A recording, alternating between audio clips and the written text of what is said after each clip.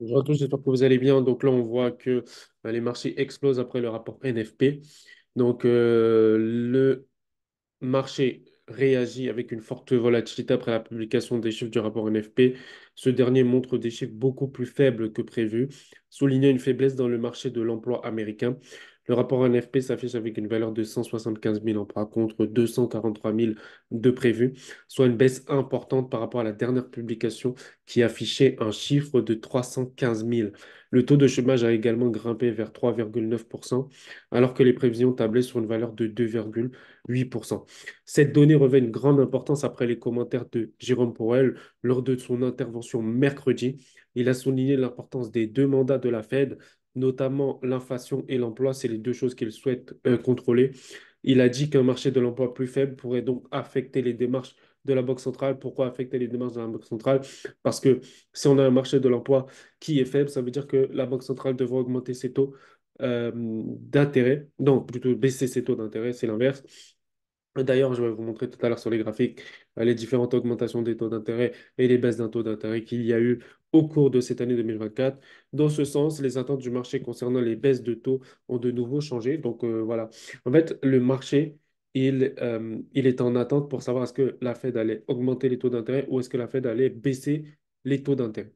Là, par rapport à ces nouveaux chiffres, on a maintenant la certitude que voilà, on va avoir un cut. Qu'est-ce que signifie un cut? Ça veut dire qu'on va avoir baisse des taux d'intérêt. Donc, il est prévu deux baisses cette année et la première baisse pour intervenir en septembre et la deuxième en décembre. En réaction à ces nouvelles données, les marchés ont fortement bougé. Bah oui, ça bouge logiquement. Les rendements des bons du Trésor américain ont chuté fortement, de même que le dollar. Ce dernier a vu l'euro bondir de manière importante. Les actions américaines et l'or ont également grimpé alors que des taux plus faibles pourraient favoriser plus de croissance pour les deux. On va se rendre tout de suite sur mon graphique et on va commencer à voir ce qui se passe sur le taux d'intérêt. Donc voilà, on est sur le taux d'intérêt. Alors, on est sur United States, donc ça c'est le taux d'inflation. On voit qu'on a une inflation à 3,5. Ok, 3,5%. Donc, qui dit une inflation à 3,5%, sachant que l'objectif c'était 2, hein. Donc, l'objectif était ici. Donc, à peine que la Fed elle ait commencé à augmenter ses taux d'intérêt et qu'on voit que voilà, là on avait une inflation à 9 qui était en 2022, là on a une inflation à 3,5. Donc, l'inflation a été divisée par 3. Ok. Donc, ça c'est ce qu'on peut constater. Maintenant, en ce qui concerne les taux d'intérêt, c'est rate, interest, on va mettre ça en anglais, interest rate, on excess reserve. Donc, on voit que là, il y a eu une chute. Donc, là, vous voyez, il y a eu la chute des taux d'intérêt. D'accord? Donc là, maintenant, c'est simple. Je vais vous montrer ça. On a sur le dollar. Alors, le dollar. Au niveau donc de l'actualité, on est à 5,50, ok, 5,50% les taux d'intérêt actuels. Donc ça, on peut le voir ici. Voilà, donc ça c'était prévision signal avant les données américaines du NFP. Donc c'est-à-dire que les traders étaient attentifs à ce qui allait se passer aujourd'hui, hein. Donc voilà, on a ça, la Fed et la BCE qui vont diverger. Donc ça veut dire que sûrement la Fed va cut, tandis que la BCE va augmenter ses taux d'intérêt. Si la BCE elle augmente ses taux d'intérêt, bah forcément l'euro sera plus puissant que le dollar. Alors, vont diverger cette année. Donc il y en a un qui va cut et il y en a l'autre qui va augmenter d'après ce commentaire. Voilà, donc la Fed a souligné que rester solide dans sa vigueur des dépenses de consommation, rester muet sur la date. Bref, maintenant, après l'NFP, on sait maintenant que c'est mort, hein, qui vont cut. Euh, on des avis partagés sur le moment. En gros, les économistes, en ce moment, ils ont des avis partagés. Donc ça, c'était hier, avant les chiffres qui sont tombés aujourd'hui sur les taux d'intérêt. Commenceront plus tard cette année, tandis que d'autres s'attendent à ce qu'elles interviennent en 2024. Voilà. on a l'IPC qui est atteint 3,5 en mars, donc l'indice des prix à la consommation, tandis que les dépenses de consommation personnelle, le PCE Core, qui atteint 2,5%.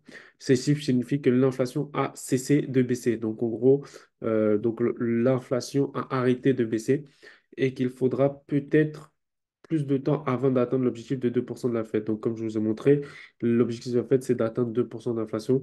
Et là, pour l'instant, d'après les chiffres, nous n'y sommes pas encore, nous sommes à 3,5. Certains analystes estiment que la position de la Fed est erronée. Donc, il y a des analystes qui disent que la Fed, ce qu'elle raconte, c'est n'importe quoi. Puisque l'économie montre des signes de tension, bah oui, la preuve, on a un chômage qui est en train d'exploser. Par exemple, même si les dépenses de consommation se poursuivent, elles ont été alimentées par les emprunts. Bah oui, parce que si on regarde, par exemple, voilà, si on regarde les taux de défaut, ils sont en train d'augmenter. Ça veut dire que la plupart des personnes, en fait, certes, il y a un semblant, on va dire, de ce qu'il dit par rapport aux dépenses de consommation, alors qu'en vérité, ces dépenses de consommation sont juste alimentées par du fake, c'est-à-dire l'argent emprunté. Ok, donc, c'est pas vraiment que les gens sont riches, c'est juste que les gens font du crédit. Alors, les données les plus récentes montrent que la dette liée aux cartes de crédit atteint 1700 milliards de dollars et la dette des ménages a atteint 17 500 milliards de dollars. Ok, 17 500 milliards de dollars, tandis que le taux de défaut augmente. Le taux de défaut augmente. Est-ce que je peux vous montrer les chiffres? Je vais voir ça. Peut-être ça sera en anglais, parce que souvent les choses comme ça sera en anglais. Euh, State interest rate.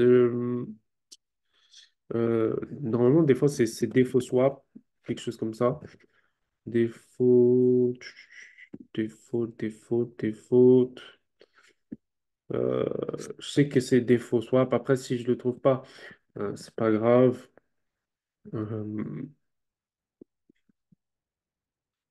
Euh, tac, tac, tac. Non, je le trouve pas. Mais d'après ce qu'elles disent, que voilà, on a une augmentation du taux de défaut. Donc, qu'est-ce que c'est le taux de défaut? C'est le fait que les gens, soit ils vont retarder de payer leur crédit, soit ils vont pas avoir l'argent pour payer leur crédit, que ce soit au niveau de l'immobilier ou au niveau des biens de consommation.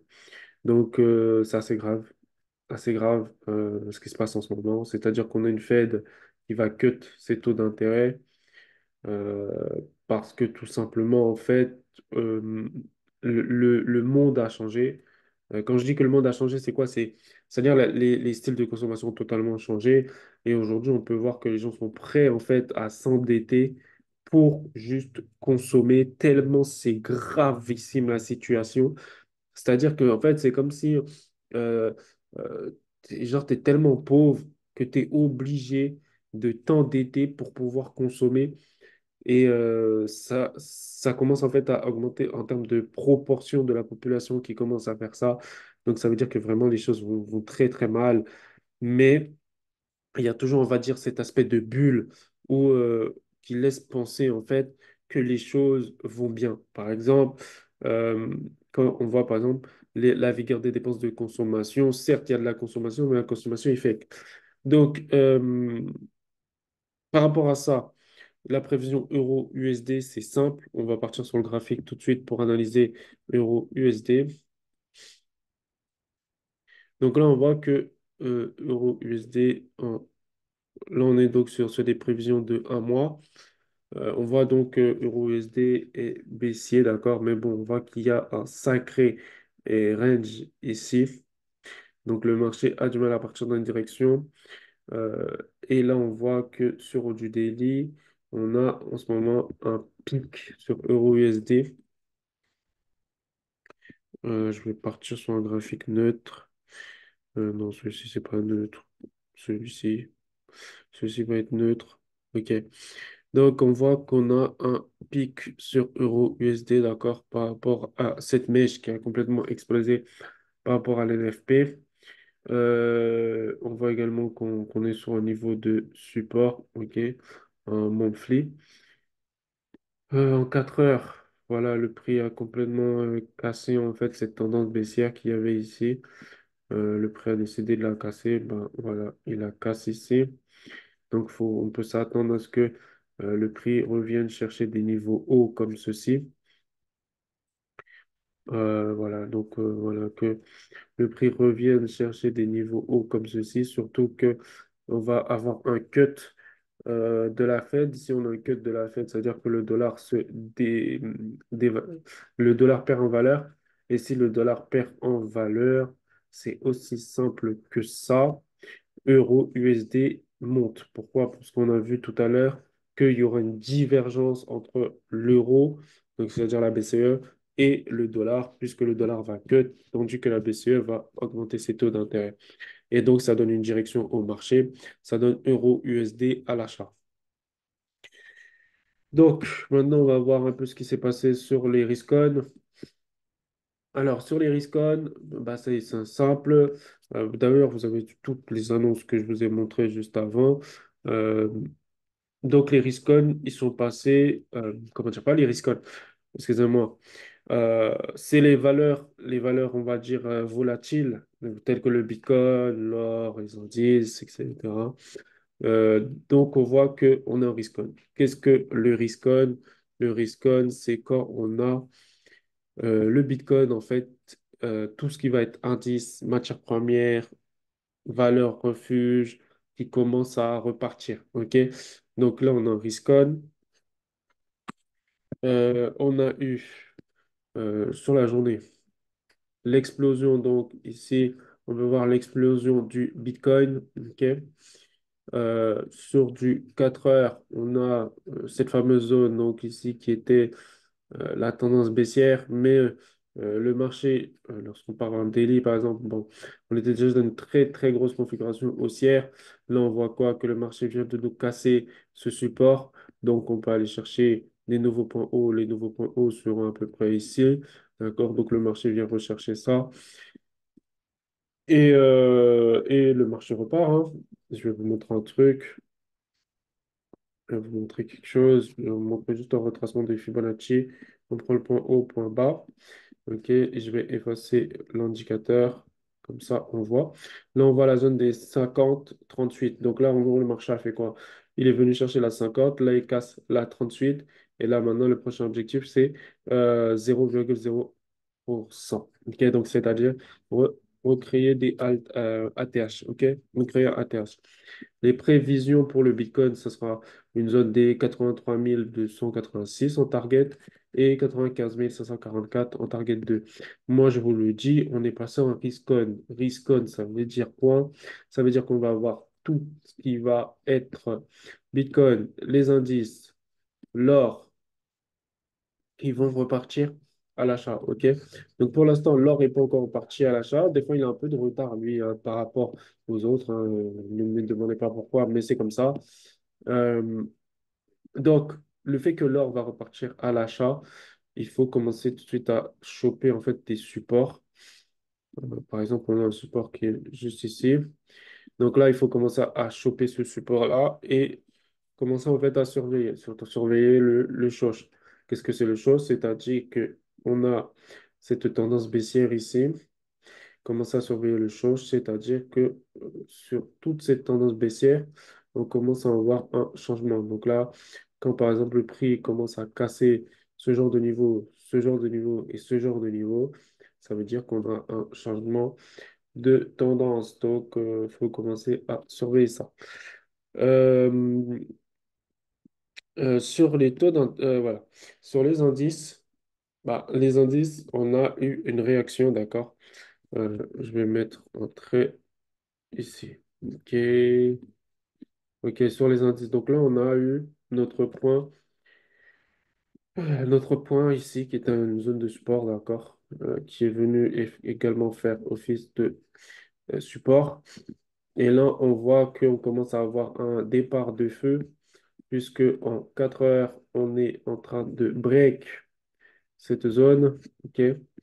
Donc, si le prix casse cette zone, le prix va chercher 52,87. OK. Maintenant, quoi attendre? Bah, franchement, attendre juste une cassure ici et après aller chercher ça, hein. C'est tout ce qu'il faudra attendre et pas grand-chose. Parce que là, tout est en train de repartir en risque. Donc voilà sur ça. On a également aussi la cassure ici de ce point-là. Donc la cassure ici de ce point-là signifie donc que ça repart et ça peut repartir jusqu'à ici. Donc ça repart jusqu'à ici. Voilà, ça c'est ce qui se passe en ce moment. Euh, ah oui, au niveau d'ici, on peut s'attendre à ce que le marché vienne récupérer ici. OK? Donc, faut voir. Faut voir si le marché est capable de récupérer ici. Euh,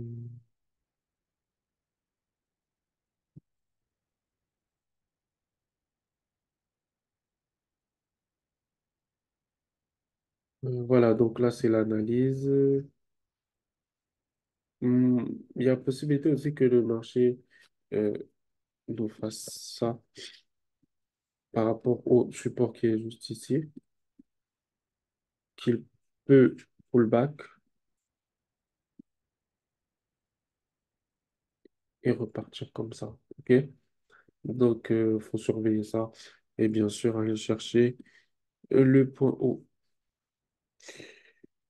Par rapport à du 4 heures, on a également cette zone qui est la zone des 61,80 que également le marché est venu chercher. Et là, on voit que ça repart. Donc, c'est-à-dire si j'efface tout par rapport à cette zone ici,